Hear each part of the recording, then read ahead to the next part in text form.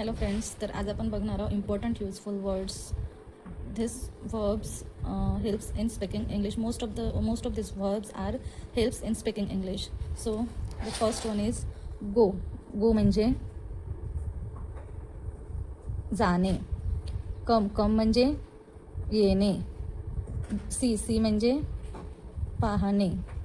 do म्हणजे करणे. turn म्हणजे पलटणे. give म्हणजे देणे. take म्हणजे घेणे. make म्हणजे बनवणे. get म्हणजे मिळवणे किंवा याला आपण मिळणे असं सुद्धा म्हणू शकतो. मिळणे. put म्हणजे ठेवणे. hold म्हणजे पकडणे. find म्हणजे शोधणे. think म्हणजे विचार करणे. tell म्हणजे सांगणे. ask म्हणजे विचारणे किंवा यालाच आपण विचारपूस करणे असं सुद्धा म्हणू शकतो. विचारपूस करणे. तर नेक्स्ट आहे नीड म्हणजे गरज असणे.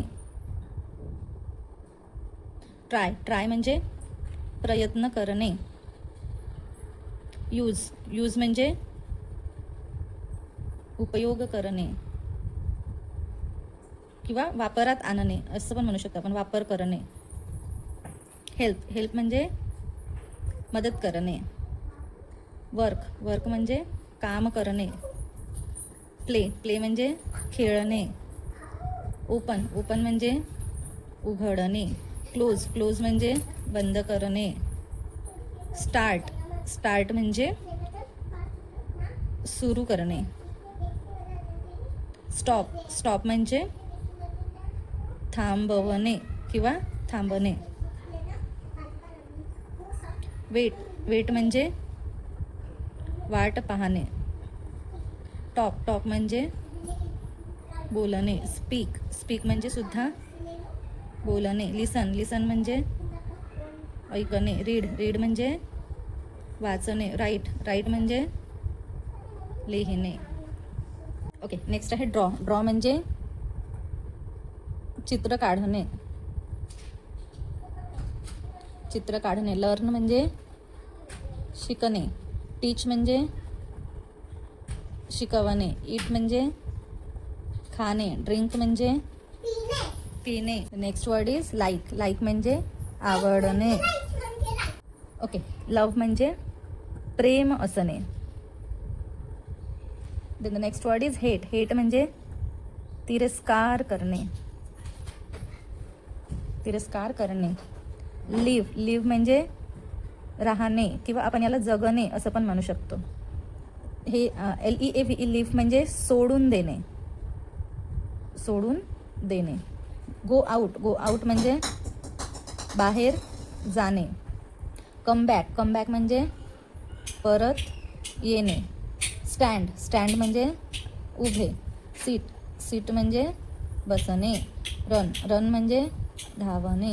वॉक म्हणजे चालणे. जंप म्हणजे उडी मारणे. स्विम म्हणजे पोहणे. स्लीप म्हणजे झोपणे.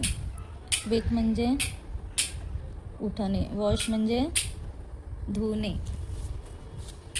क्लीन म्हणजे स्वच्छ करणे. कुक म्हणजे शिजवणे किंवा बनवणे. शिजवणे सुद्धा म्हणू शकतो आपण याला. बनवणे सुद्धा म्हणू शकतो. कट म्हणजे कापणे. ब्रेक म्हणजे तोडणे. फिक्स म्हणजे दुरुस्त करणे. बाय म्हणजे खरेदी करणे किंवा यालाच आपण विकत घेणे सुद्धा म्हणू शकतो. विकत घेणे. सेल म्हणजे सॉरी सेल म्हणजे विकत घेणे. विकणे. आपण इथे बरोबर विकत घेणे. सेल म्हणजे विकणे. पे म्हणजे पैसे देणे किंवा यालाच आपण भुगतान करणे असं पण म्हणू शकतो. भुगतान करणे. सेव्ह म्हणजे बचत करणे, बचत करणे किंवा यालाच आपण वाचवणे, वाचवणे असं सुद्धा म्हणू शकतो. स्पेंड, स्पेंड म्हणजे खर्च करणे. सेंड, सेंड म्हणजे पाठवणे. थर्ड इज ब्रिंग, ब्रिंग म्हणजे आणणे. कॅरी, कॅरी म्हणजे वाहून नेणे, वाहून नेणे किंवा सोबत नेणे असं पण म्हणू शकतो. पुल म्हणजे ढकलणे. पुश म्हणजे ओढणे. चूज म्हणजे चूज म्हणजे निवडणे, निवडणे. बिलीव्ह, बिलीव्ह म्हणजे विश्वास करणे. वॉच, वॉच म्हणजे पाहणे, यालाच आपण लक्षपूर्वक पाहणे असं सुद्धा म्हणू शकतो. एन्जॉय म्हणजे आनंदित, एन्जॉय म्हणजे आनंदित. इन्व्हाइट म्हणजे निमंत्रण देणे, निमंत्रण देणे. व्हिजिट म्हणजे भेट देणे. आणि फिनिश म्हणजे संपवणे किंवा संपूर्ण करणे. तर हे 75 वर्ब्स आहेत जे डेली इंग्लिश स्पीकिंगमध्ये मदत करतात आणि हे खूप युजफुल आहेत. हे नक्की तुम्ही पाहावे आणि लर्न करावे. आणि माझा व्हिडिओ आवडल्यास नक्की लाईक, शेअर आणि फॉलो करा.